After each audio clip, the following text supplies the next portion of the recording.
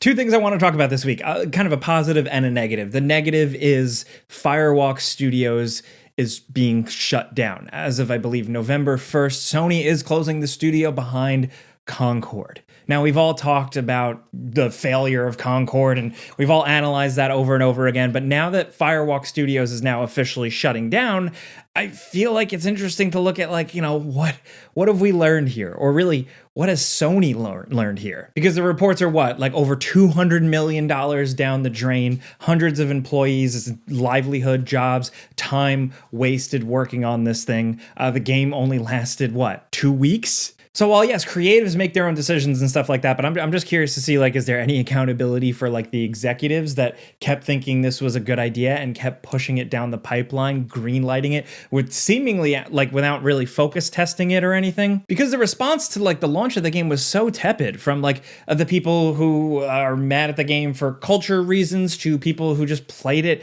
and didn't like it. It really just felt like Concord was, designed by committee, or ultimately designed for nobody. And I think one of the things that isn't talked about enough is the business model. The fact that they put this game out here to purchase for $40 in a sea of other games very much like this that were all free to play with all different types of live service models. This one, an unproven game with characters you don't know or characters that don't look very exciting in a world you don't know about yet. They're already asking for you to plunk down $40 for this quote-unquote hero shooter. People have all their reasons they think Concord failed, but for me personally, I honestly just think it's that. I think it was the $40 price tag. I think it was a not super exciting or remarkable looking hero shooter in a sea of other live service games. And then the factor I always try and beat on, which I think people also don't realize, is that there's only so much time in a day for these types of games. There are people out there that just play World of Warcraft. There are some people out there that'll go through a season and play a bunch of Rainbow Six, and then they drop that and jump into another thing.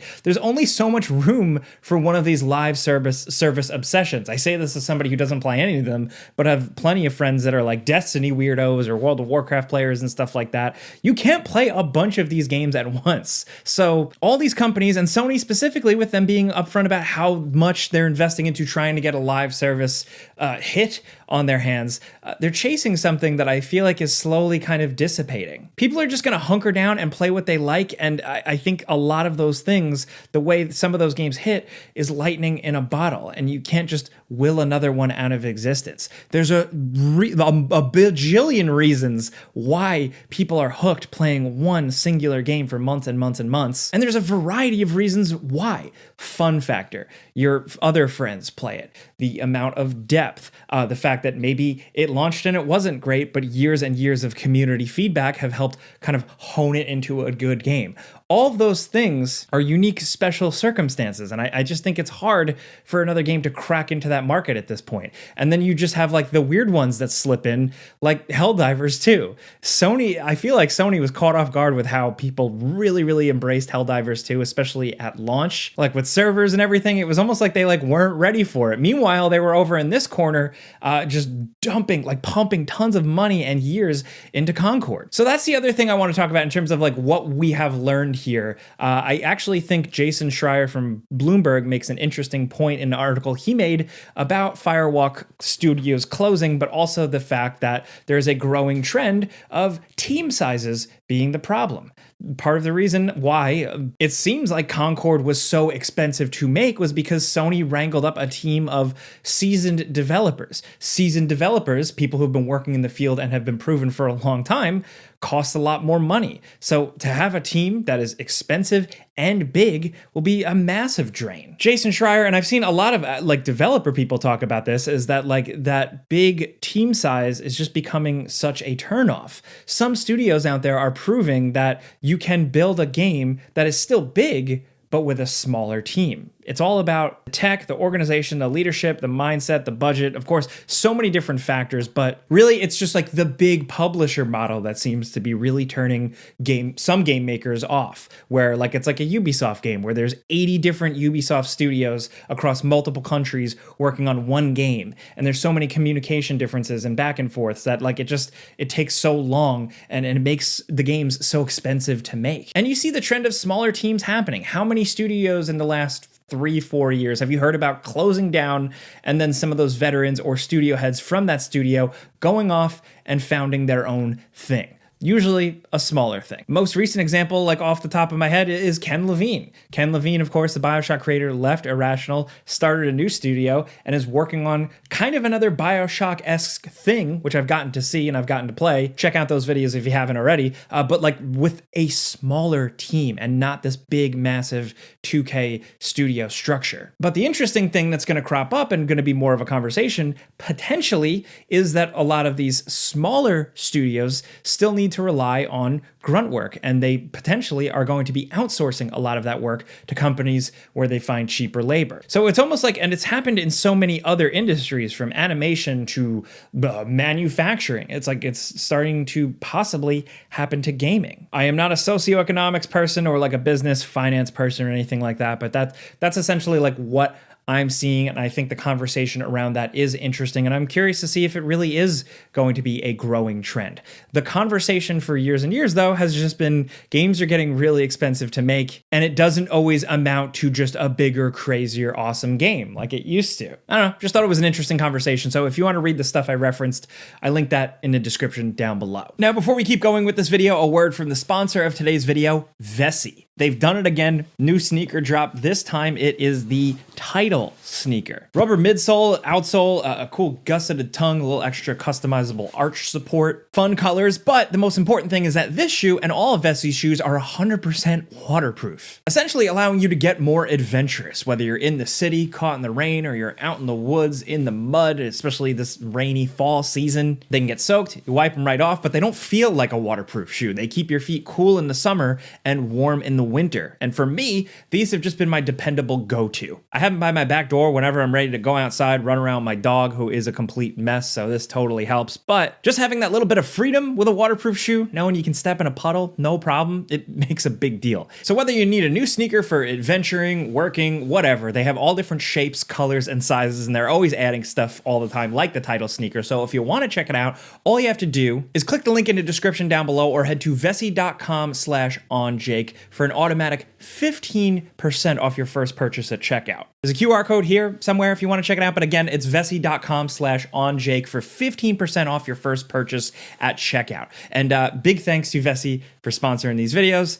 Now, where was I? But with the gloom and doom this week, and with like a failure of Concord, there's also the interesting prospects of like the great video game comeback in a lot of ways. I stumbled across this article from VentureBeat that I wanted to talk about. The headline is, "The game industry will come back to growth in 2025, according to analyst company DFC Intelligence." Now, if you don't pay attention to like read the numbers or follow the trades as much as I do, essentially, yes, the video game industry has been in a bit of a downturn. I mean, we talk about this year with not a lot of like massive, crushing, heavyweight, exciting releases. I've consistently found new games to play personally, but nothing on like this massive, big level like we saw last year or even like years prior. So there was the whole thing with gaming really booming during the pandemic, and then the come down from the pandemic has been absolutely rough. You've probably seen headlines maybe about console sales being down across the board. It is a thing. Software sales, I believe, are also down across the board. But here we have this gaming analyst firm, and again, it's like polls, it's like analysts, it's like whatever.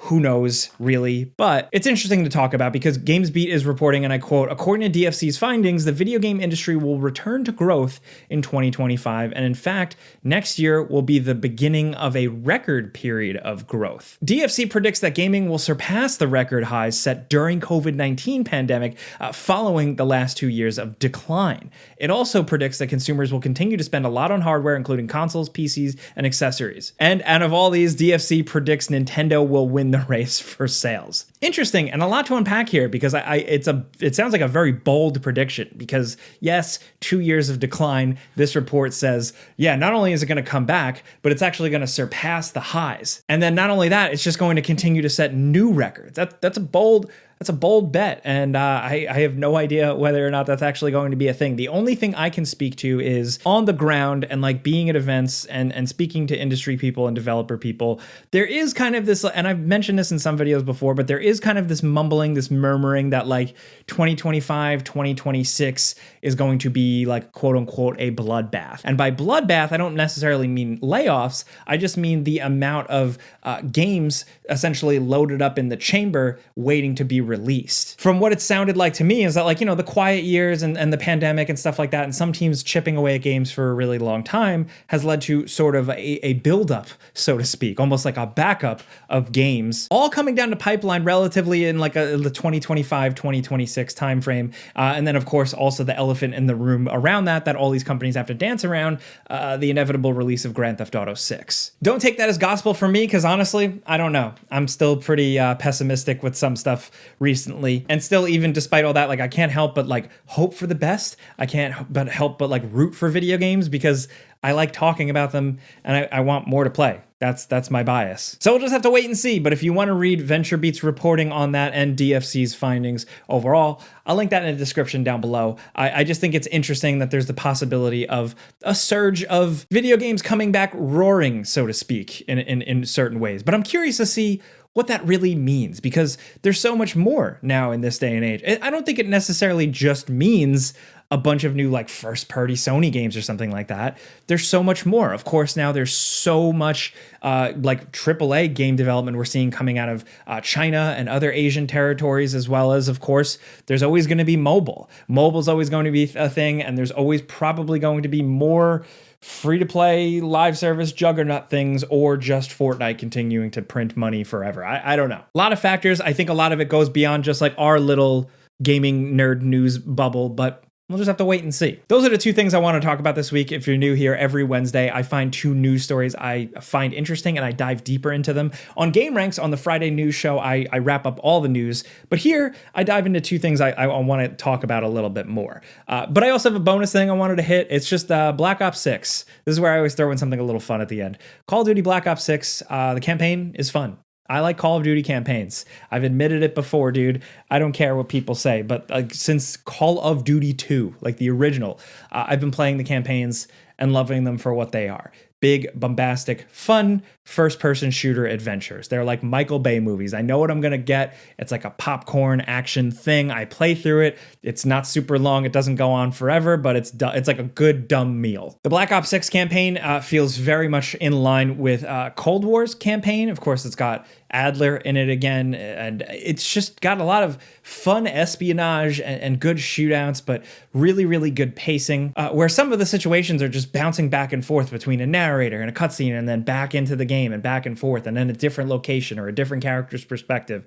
It gets really, really creative with that stuff, and it just feels really well paced, coupled with the fact that it's got stealth missions, all-out shootout missions, like a kind of open section that actually works and doesn't feel half-assed, but it's also got some experimental sections as well that like I really didn't expect to see here. A lot of it, other than the experimental stuff, like a lot of it is stuff we've kind of seen in Call of Duty campaigns before, but just the energy here, like it feels a little fresh, it feels a little good, especially after playing through like the half-assed Modern Warfare 3 campaign, the Modern Warfare 2 campaign I didn't really enjoy, so this has been good. Again, I'm not like a diehard Call of Duty person or anything. Like I casually have played the multiplayer sometimes, more back in the day than now. I can't really keep up, but yeah, I would say just like if you're like me, if you're kind of just casually into like those campaigns, consider checking it out at some point. Like I'm not saying go out and buy all of Black Ops 6 for that or anything, but like there's always ways to just check out the campaign. So yeah, it's got surprisingly good stealth and kind of spy espionage missions, and that really surprised me. But anyway, I gotta go. I've been talking for too long. That's two things I wanted to talk about this week. I do this every Wednesday, but I also put out videos whenever I feel like it on this channel. So if you get what I'm trying to do here, I'm just talking about stuff I find interesting and stuff I love.